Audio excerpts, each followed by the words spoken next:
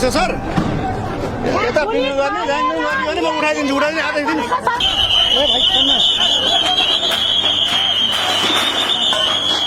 कति खोलेर आइज मा कसम यहाँ गाड्दैन अनि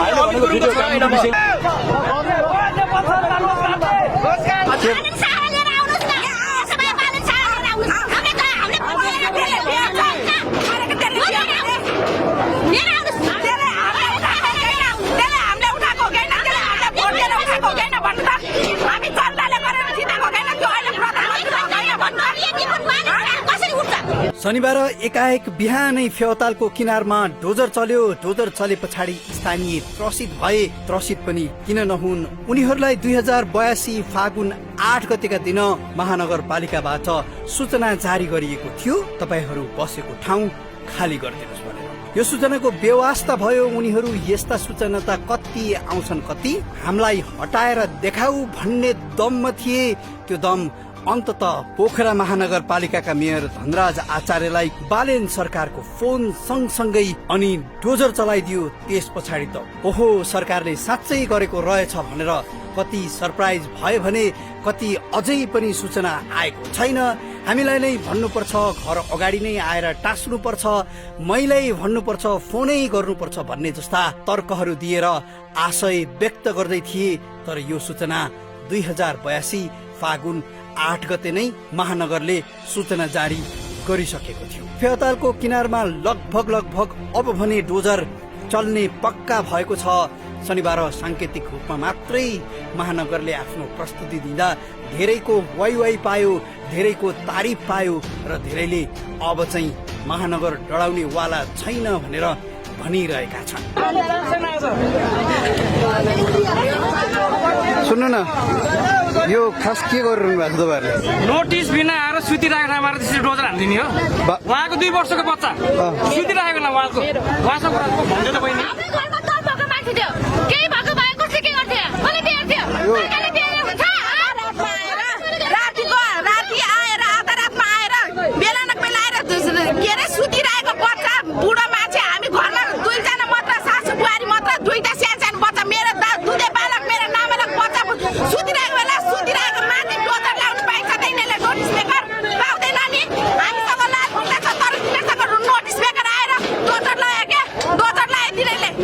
बालेन शाहले परेको म बेहोर्छु गएर हालिदिनुहोस् भन्नुभएको छ नि।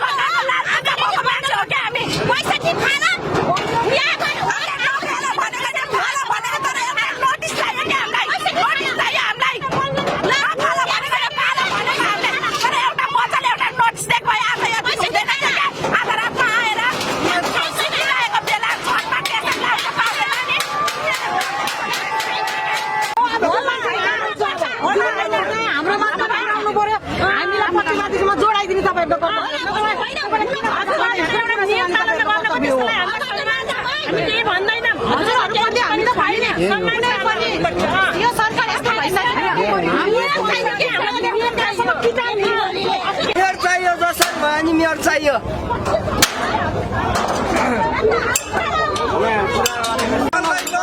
फेरि भन्नु भाइ एनजीको अगाडि दादागिरी हुँदैन। हुनु पर्यो, तपाईँहरू साइड हटिदिनु।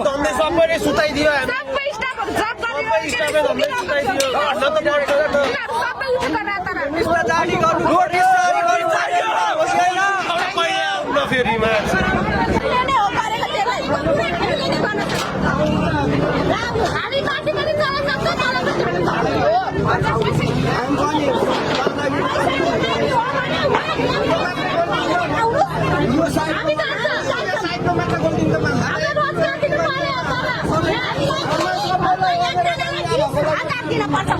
कति दिनु पर्यो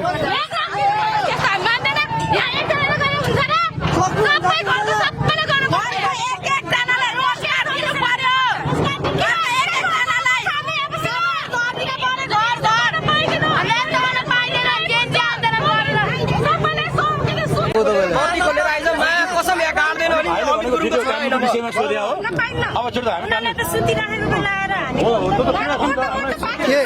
के भएको राम्रोसँग सोधेको क्या हातपात हुन्थेन अरे होइन अनि मैले फेरि बाटो छेक्यो भने यसलाई भित्र हाल्ने त्यस्तो पनि हुन्छ उनले राम्रो सोधेको भने यसरी सुते बेला यसरी मैले भनेको किन उठाउनु भइकन उठेर भत्काएको भए पनि केही हुन्थेन भनेको यस्तो यस्तो भन्यो बाटो सोधेर आएको भनेको मेरो कता जहाँ कमजोर छ त्यहाँबाट फाल्ने होइन के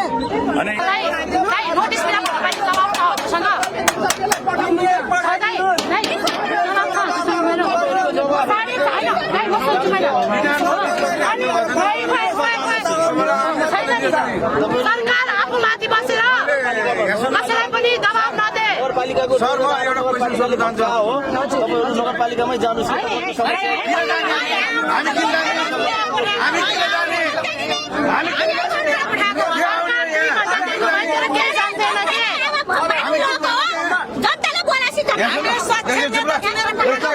तपाईँहरू उहाँको ठाउँमा भयो भने के गर्नुहुन्छ तपाईँहरू चाहिँ अब जागिर खाने उहाँबाट उठाउनु भयो होइन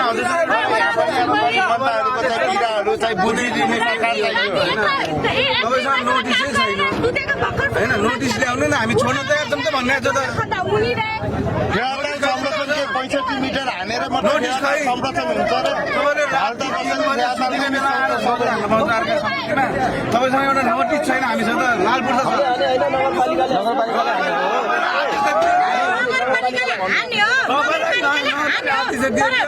समय चाहिन्छ मिति चाहिन्छ टाइम चाहिन्छ 4 बजे सुत्ने बेलामा हाम्रो पाइन्छ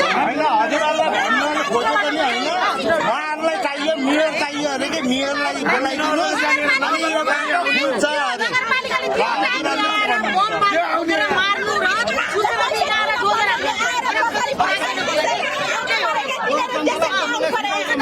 घरमा को छ त भनिदिनु पर्छ पछि टरमाथि बिस्तारै हाम्रो त एउटा मुनि छन् माथि डोजर लागिरहेको छ हामीलाई भन्नुपर्छ हामीलाई हामी यही दिन हुनाले हामीले भोट हालेको ठिक छ पुलिस हालेर ल्याइदिने हिम्मत छ भने बत्ती खोलेर आउनु होला कसैको लालपुर्जा भएको जग्गा कसैको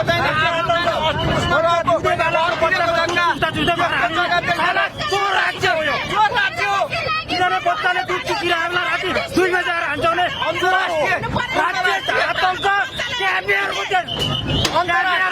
अन्तर्राष्ट्रिय कानुनमा नभएको कुरा यहाँ जाने कानुन कसैले दुध चुसिरहेको छ बच्चाले दुध चुसिरहेको छ पत्र लेख्न सक्दैन आतंक गरेर हुन्छ राज्य आतंक गरेर हुन्छ राज्य आतंक गर्ने बच्चा बच्ची इन्दरको बच्चा बच्ची छैनन् दुधे बालक छैन राज्य आतंक गर्न पाइन्छ यो कुरो कानुन छैन यस्तोको छोरछोरीलाई राति बेला हामीले पञ्च बजेर बढ्ती लाएर नि लडिन्छ हामी बिना बिना बढ्तीको मिडियालाई एउटा कुरा दिदी म मिडियाका साथीहरूलाई म के भन्न चाहन्छु भने तपाईँहरू भिडियोमा भ्युज बढाउनलाई यसरी भिडियो मात्रै खिच्नु भन्दा तपाईँहरू सर यहाँ 12-15 जना थिएछ सर यता बिल गर्ने जान्नु गर्ने भने म उठाइदिन्छु आजै दिन सरकार हो भने देखाउनु गल्ती छ भने लाउरी लाउनु हो सर हजुरहरु पनि हामी जस्तै हो जिल्ला प्रहरी कार्यालय कास्कीबाट खटिएको प्रहरी अधिकृत सहितको टोलीले आदेश मागिरहेको छ तपाईहरु सुन्नुस् मैले अहिले भनिरहेको छु हजुरहरु कहाँ हुनुहुन्छ मैले बिन्ती विनम्र गर्छु सार्वजनिक बाटो अवरोध गर्न पाइदैन तपाईहरुका उचित र जायज कुराहरु छन् सरकारवाला निकायहरु छन् निकासीको आदरणीय जुन बाटो अवरोध गरिराख्नु भएको छ हाम्रो आमा बुवा दाजुभाइ तथा दिदीबहिनीहरू म नम्र तरिकाले यहाँलाई निवेदन गर्न चाहन्छु जिल्ला प्रहरी कार्यालय कास्कीको तर्फबाट जुन किसिमबाट जुन बाटो अवरोध भएको छ यो सार्वजनिक बाटो हो। सार्वजनिक बाटोमा यात्रुहरू हिँड्न आउन जान पाउनुपर्छ, उहाँहरूको हकको कुराहरू हुन्छन्। हजुरका जायज मागहरू छन् भने हजुरका जुन बाटो संरचनाहरू जुन हटाइएको छ त्यो संरचना हटाउने कुराहरू महानगरपालिकाले गरेका निर्णयहरू, नेपाल सरकारबाट लागू भएका नियमहरू, नीतिहरू, त्यसबाट टेकेर गरिएका कामहरूलाई कहीँ तपाईँहरूको त्यस विषयमा आवाज उठाउनु पर्ने, आवाजहरू सुनवाई हुनुपर्ने, कार्यान्वयन हुनुपर्ने विषयवस्तुहरू छन् भने सम्बन्धित निकायबाट हुन्छ। तर सार्वजनिक स्थानको सार्वजनिक यातायात बाटो अवरोध गर्न पाइँदैन। अवरोध गर्नु भने प्रहरीले नियन्त्रण गर्छ। लास्ट हामीले रिक्वेस्ट गरे तपाईँले 2 मिनट भित्रमा 5 मिनट भित्रमा बाटो खोल्नु भयो हामी भने हाम्रो अवरोध तरिकाले गर्छ। मैले भनिसकेँ, तपाईँले बुझ्नु भयो, यो कुरा मान्नु होला प्लिज। मैले भनिसकेँ यो लास्ट हो प्लिज। हजुर जस्तो मान्छेहरू कति हुनुहुन्छ तपाईँको न्यायको लागि एउटा समिति बनाउनुहोस्, त्यो समितिका निश्चित मान्छेको वार्ता गर्न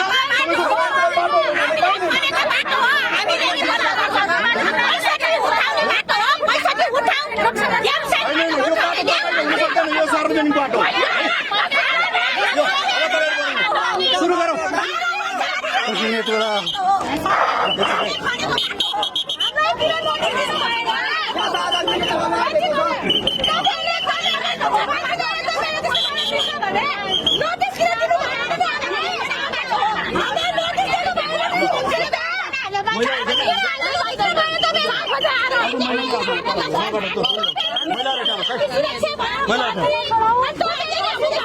माइकबाट भनिदिनु न समय हामीले रिक्वेस्ट गरेको छ होइन सुन्छु न बाटो खोलियो नि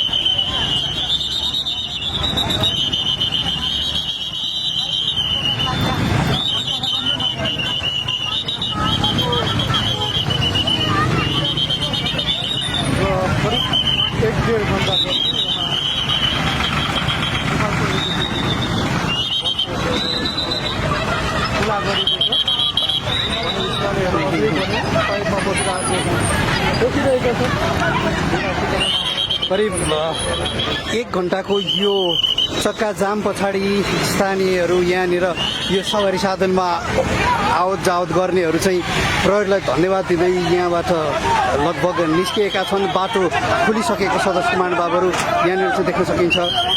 यहाँ अहिले चाहिँ स्थानीयहरू छुट्टै बाटोभन्दा तलपट्टि गएर यहाँ विरोध गरिरहेको अवस्था छ।